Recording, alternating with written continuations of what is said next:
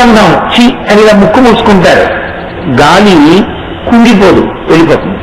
పొంగు కుంగు లేకుండా ఉండగలగడాన్ని వైరాగ్య సుఖము అంటారు. దాన్ని మించిన సుఖం ఇంకోట్లేదు. మిగిలిన సుఖాలు సముద్రపు తలవలా పెరిగి విరిగి పడిపోతాయి. వైరాగ్య సుఖము కేవల సుఖం.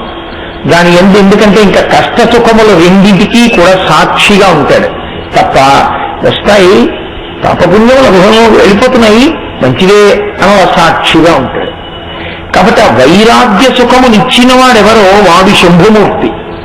బాహ్యమునందు సుఖమిస్తాడు, అసలు గొప్పదైనటువంటి వైరాగ్య సుఖాన్ని ఇస్తాడు. దానివల్ల మోక్షమునకు కారణమవుతుంది, జ్ఞానావిర్భావమునకు హేతు అవుతుంది. కాబట్టి అది ఇవ్వగలిగిన వాడెవరో వాడు శంభువు. శంభు సేవనం, శంభుమూర్తి అంటే వేరెవరో కాదు, విశ్వేశ్వరుడు విశ్వనాథుడే శంభుమూర్తి. కాబట్టి ఈ నాలుగు ఉన్నాయే, ఇవి అసారమైనటువంటి సంసారమునందు అత్యంత సారవంతములు.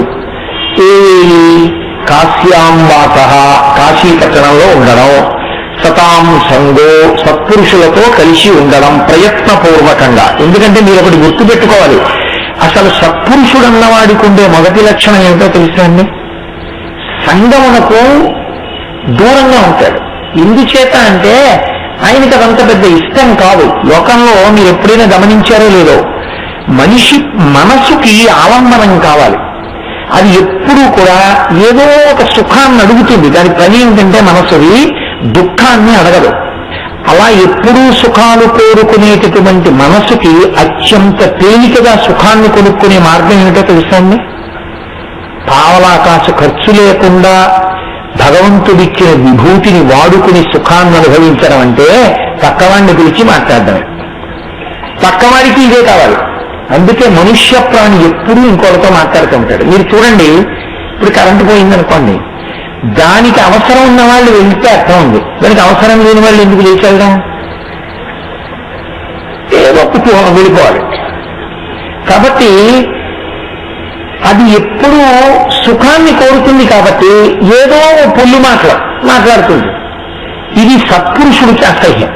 ఆయనకి ఏం కోరుకుంటుంటారంటే ఏకాంతం, భగవంతుడితో కలిసి ఉండాలి, భగవద్భక్తులతో కలిసి ఉండాలి, భగవత్ సంబంధం మాట్లాడాలి. విరుద్ధంగా మాట్లాడతారనుకోండి, విసుగ్గా ఉంటుంది ఆయనకి. అందుకని ఆయన సంఘానికి దూరంగా ఉంటాడు. నాకొద్దు వీళ్ళందరూ, నాకొద్దు వీళ్ళందరూ అని ఏకాంతంలో ఉంటాడు. అసలు ఇంకా మహాత్ములు సంగమనందుండి నిస్సంగులుగా ఉంటారు. చంద్రశేఖరేంద్ర సరస్వతి మహాస్వామి గారు ఎదురుగుండా ఉన్న వాళ్ళతో మాట్లాడుతూ ధ్యానంలో ఉండేవారు. ఎంత ఆశ్చర్యం! అలా ఉండగలరు మహాపురుషులు. కాబట్టి వారికి సుఖమునందు వెంపర్లాట ఉండనే ఉండదు.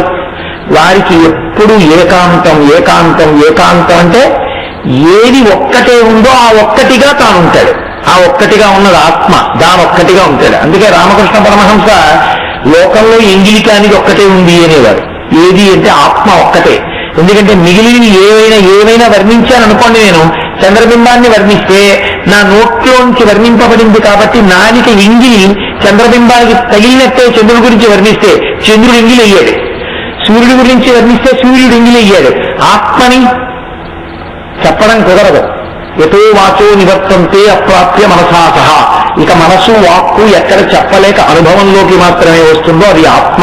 కాబట్టి ఆత్మ వాక్కుల చేత చెప్పబడదు. కాబట్టి ఆత్మ ఒక్కటే ఎంగిలి కాలేదు అనేవారు రామకృష్ణ పరమహంస.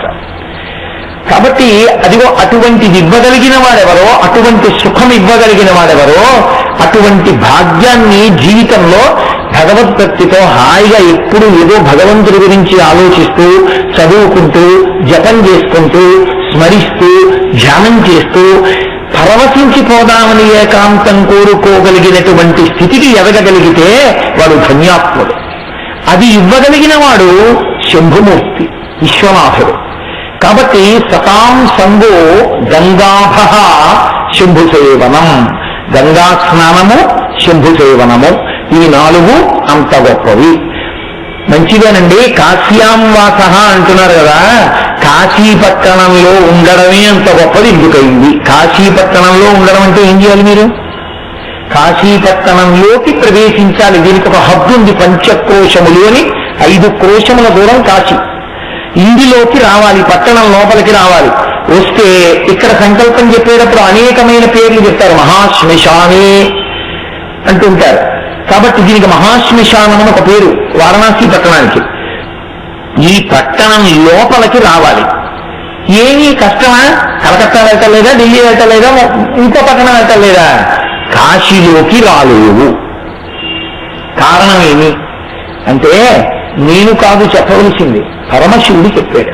లోకానికి ఎప్పుడైనా జ్ఞానం ఇవ్వవలసి వస్తే పార్వతీదేవి పరమేశ్వరుణ్ణి ప్రశ్నిస్తుంది. పరమేశ్వరుడు ఆవిడికి చెప్తూ ఉంటాడు. ఆవిడ ద్వారా లోకానికి అందుతూ ఉంటుంది. ఆయనే పార్వతీదేవితో ఒకప్పుడు కాశీపట్టణం ఎందుకంత గొప్పదో, కాశీపట్టణంలోకి ఎందుకు అసలు లోకులు ప్రవేశించడం అంత సాధ్యం కాదో, కాశీపట్టణంలోకి ప్రవేశించి ఉండగలిగాడు అంటే అంత గొప్పది ఎందుకైందో చెప్పాడు. చెప్తూ ఆయన అన్నాడు, అనిశంబు మన చేత అవిముక్తమయ్యుంట ముగ్ధాక్షి ఇది అవిముక్తమయ్యే, మనకు ఆనందంబునరించు కావున ఆనంద విపినాభిదానమయ్యే.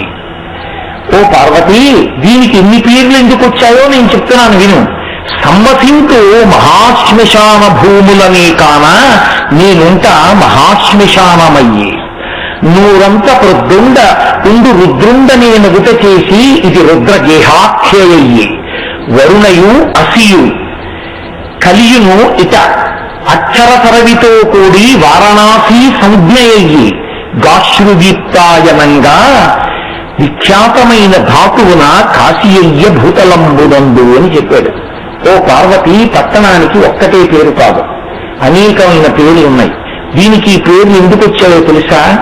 అనిశంబు మన చేత అవిముక్తమయ్యంత ముగ్ధాక్షి ఇది అవిముక్తమయ్యే. ఈ పట్టణాన్ని నేను ఎప్పుడూ విడిచిపెట్టను. ఇప్పుడు మీకు వెంటనే ఒక అనుమానం వస్తుంది, అసలు భగవంతుడు లేని ప్రదేశం ఉంటుందా అండి? ఉండదు కదా. మరి ఈ పట్టణం ఒక్కటి నేను ఎప్పుడూ విడిచిపెట్టను అని ఎందుకన్నాడు శివుడు? అంటే ఎంత పవిత్రమైన ప్రదేశమైనా ఆ ప్రదేశమంతా కూడా మహాప్రళయమునందు పరమేశ్వరుని యందు లీనమైపోతుంది. అప్పుడు ఇంకా ఏమీ ఉండవు. పోతన గారు భాగవతంలో వర్ణిస్తారు, లోకంబులు లోకేశులు లోకస్తులు తెగిన తుది అలోకంబగు పింజీకటి కావల యవ్వండేకాకృతి వెలుగు అతని నేసేవింటుందంటారు. అప్పుడు లోకాలు ఉండవు, లోకస్తులు ఉండరు, అంటే ఇందులో ఉండేవారు ఉండరు, లోకేశులు వీటిని పరిపాలించే వాళ్ళు ఉండరు. తెగిన తుది ఇవన్నీ కూడా నీటిలో కలిసిపోయిన తర్వాత సూర్యచంద్ర ప్రకాశం ఆగిపోతే కటిక చీకటి ఆవరిస్తుంది. అలోకంబగు పింజీకటి కావల యవ్వండేకాకృతి వెలుగు, వీటికి అవతల ఒక్క ఆయన ఉండిపోతాడు. సూర్యోభాతి చంద్ర తారకం నేమా విద్యుతో భాతి కుతోయమగ్ని, అక్కడిక సూర్యచంద్రుడు ఎవరుండరు, ఆయన ఒక్కడే ప్రకాశిస్తూ ఉంటాడు. అలా ప్రకాశించేటటువంటి పరమాత్మ ఒక్కడు ఉండిపోయి సమస్తమైనటువంటి బ్రహ్మాండములు లయమైపోతాయి. మహాప్రలయంలో అయిపోయి పరమేశ్వరుడిలో చేరిపోతాయి. అది మైనపు ముద్ద నల్లపూసల మధ్యలో పడి దొల్లితే, లేదా ఇలా ఇలా ఇలా అంటే నల్లపూసలన్నీ ఎలా అంటుకుంటాయో అలా బ్రహ్మాండములన్నీ పరమేశ్వరుడికి అంటుకుపోతాయి, ఆయనలోకి వెళ్ళిపోతాయి. ఆ వెళ్ళిపోయేటటువంటి ప్రక్రియని మహాప్రలయము అంటారు. ఆ మహాప్రలయమునందు ఆయన చేసే తాండవానికి ఆవిడొక్కటే సాక్షి, ఇంకెవ్వరు ఉంటారు. అందుకే మహాప్రలయ తాండవ సాక్షిని అని పేరు ఆవిడికి. వాళ్ళిద్దరే ఉంటారు. తర్వాత ఆవిడ కూడా ఆయన సంకల్పము అణిగిపోయిన రూపంలో ఆయనలోకి వెళ్ళిపోతుంది. అందుకే పురమధి తురహో పురుషిక అంటారు శంకరాచార్యుల వారి సౌందర్యలహరిలో. నేనన్న భావన కూడా ఉండదు శివుడికి. తనలో తాను ధ్యానంలో మునిగిపోయి తానొక్కడుగా ఉండిపోతాడు. అప్పుడిక రెండవ పదార్థమన్న కదలిక ఏదీ ఉండదు. కానీ అప్పుడు కూడా ఈ కాశీ పట్టణాన్ని మాత్రం మహాప్రళయంలో ఈశ్వరుడితో కలవదు. కలవకుండా దీన్ని ఒక్కదాన్ని ఆయన త్రిశూలం మీద పైకెత్తుతాడు. పైకెత్తి త్రిశూలం మీద నిల్చోబెడతాడు. అంటే ఈ పట్టణం మహాప్రళయమునందు ఈశ్వరుడితో కలిసి పునఃసృష్టిని పొందదు. పునఃసృష్టిని పొందకుండా ఎప్పటికీ అలాగే ఉండిపోతుంది. ఆయనకి ఈ పట్టణం మీద అంత ప్రేమ, అంత ఇష్టం. అసలు నిజంగా ఒక మాట చెప్పాలంటే పార్వతీదేవి ఒక భార్య అయితే కాశీ ఒక భార్య పరమశివుడి. పరమేశ్వరుడికి నలుగురు భార్యలు అని లోకంలో ఒక ప్రతీతి. గౌరి యొక్కతే ఆకాశ, గంగ యొక్కతే. కాశీ యొక్కతే దక్షిణ కాశీ యొక్కతే శంభునకు లోకనాయకునకు రాణివాసంబులనురాగ వసము పేర్మి అంటాడు శ్రీనాథుడు. ఈ నలుగురు పరమశివుడికి ఇల్లాళ్ళు. ఎవరు? గౌరీ యొక్కతే. గౌరీ అంటే పార్వతీదేవి. పార్వతీదేవి ఒక భార్య, మొదటి భార్య. గౌరీ యొక్కతే ఆకాశగంగ యొక్కతే. ఆకాశగంగ ఒక భార్య, భరించాడు కాబట్టి భర్తే. ఆకాశగంగ యొక్కతే. కాశీ యొక్కతే, ఈ కాశీపట్టణం కూడా ఆయన భార్య. దక్షిణ కాశీ యొక్కతే దక్షారామ క్షేత్రం, అది ఒక భార్య, ఆమె ఒక భార్య. కాబట్టి నలుగురు శంభునకు లోకనాయకునకు, లోకనాయకుడైనటువంటి పరమేశ్వరునికి రాణివాసమ్ములనురాగ రసము పేర్మి, ఆయన అనురాగం అంతా వీళ్ళ నలుగురి మీద ఉంటుంది. ఎంత ప్రేమో ఆయనకి నాలుగు అంటే. అందుకే ఈ నాలుగిటిలో దేని జోలికైనా మీరు వెళ్ళడం కాని, వాటిని అపవిత్రం చేయడం కాని, వాటిని పాడు చేయడం కాని, వాటి గురించి తక్కువ చేసి మాట్లాడడం కాని, వాటిని నిందించడం కాని చేస్తే ఉత్తర క్షణంలో శివానుగ్రహం కోల్పోతాడు. అందుకే నాలుగు ఆయనకి అనురాగ రసములకు కారణములు. అంతటి విరాగి అయి అంతటి జ్ఞాని అయిన పరమాత్మకి. అందులో ఒకటి కాశీ. ఈ పట్టణాన్ని ఆయన త్రిశూలం మీద నిలబెడతాడు మహాప్రలయంలో. కాబట్టి అనిశంబు మన చేత అవిముక్తమయ్యుంట ముగ్ధాక్షి, ఇది అవిముక్తమయ్యే ఈ పట్టణాన్ని అవిముక్త క్షేత్రము అని పిలుస్తారు. ఎప్పుడు అసలు ఒక క్షణం కూడా మన ఇద్దరం ఇక్కడ కలవం. మీకు ఇంకొక మాట నేను చెప్పనా? ప్రతిరోజు విశ్వనాథుడు ప్రచ్ఛన్న రూపంలో లేకపోతే బ్రాహ్మణ రూపంలో కాశీ విశ్వనాథుడు ముక్తి మంటపంలో తిరుగుతూ ఉంటాడు. ఈ పట్టణంలో మధ్యాహ్నం వేళ ఏ ఇల్లాలి చేత్తో అన్నం పెడుతున్నా ఆవిడ్ని అన్నపూర్ణమ్మ ఆవహిస్తుంది. ఆవిడే చెప్పుతుంది, ఆవహిస్తున్నారు. ఈ పట్టణంలో వాళ్ళిద్దరు ఎప్పుడూ తిరుగుతుంటారు. అందుకే మీరు ఇక్కడ పడుకున్నా, కూర్చున్నా, నించున్నా పసిపిల్లవాడు అమ్మ ఒడి చుట్టూ, అమ్మ పాదాల చుట్టూ ఆడుకోవడం ఎటువంటిదో కాశీ పట్టణంలో ఉండడం అటువంటి.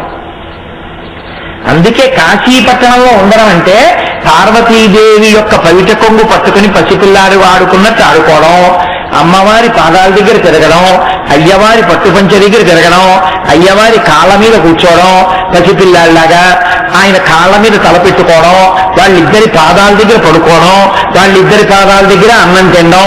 ఇంతకన్నా ఏం చేస్తారు మీరు?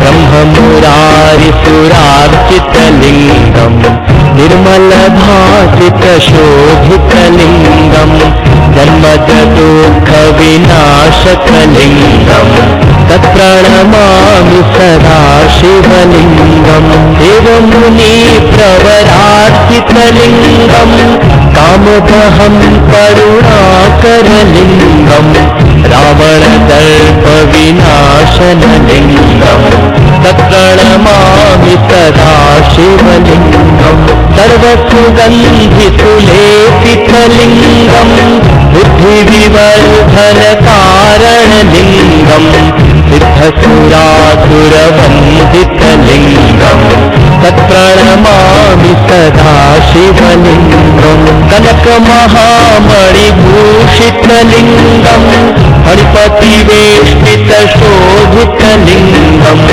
దక్షసూయజ్ఞ వినాశనలింగం తత్ప్రణమామి సదా శివలింగం కుంకుమచందనలేపితలింగం పంకజహార సుశోభితలింగం సంచిత పాప వినాశనలింగం తత్ప్రణమామి సదా శివలింగం దేవగణార్పిత సేవితలింగం భావైర్భక్తిభిరేవతలింగం దినకరకోటి ప్రభాకరలింగం తత్ప్రణమామి సదా శివలింగం అష్టదలోపరివేష్టితలింగం సర్వతముద్భవకారణలింగం అష్టదరిద్ర వినాశితలింగం తత్ప్రణమామి సదా శివలింగం సురగురుసురవర పూజితలింగం సురవన పుష్ప సదార్పితలింగం పరాత్పరం పరమాత్మకలింగం